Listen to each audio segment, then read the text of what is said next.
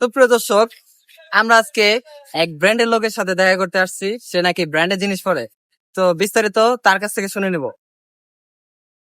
ভাই, শুনলাম আপনি নাকি ব্র্যান্ডের জিনিস ইউজ করেন। তো হ্যাঁ, হ্যাঁ, আমি তো ব্র্যান্ডের জিনিসই ইউজ করি।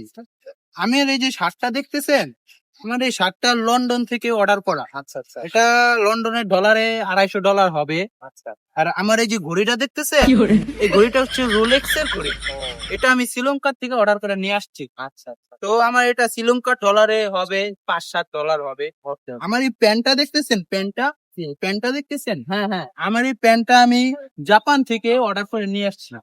তো এটা জাপানের ডলারে হবে $20 মতো হবে। আচ্ছা আচ্ছা। আমার এই জুতাগুলো দেখতেছেন, জুতাগুলো, তো আমার এই জুতাগুলো থেকে আমি ইউরোপ কান্ট্রি থেকে অর্ডার করে নিয়ে আসছি।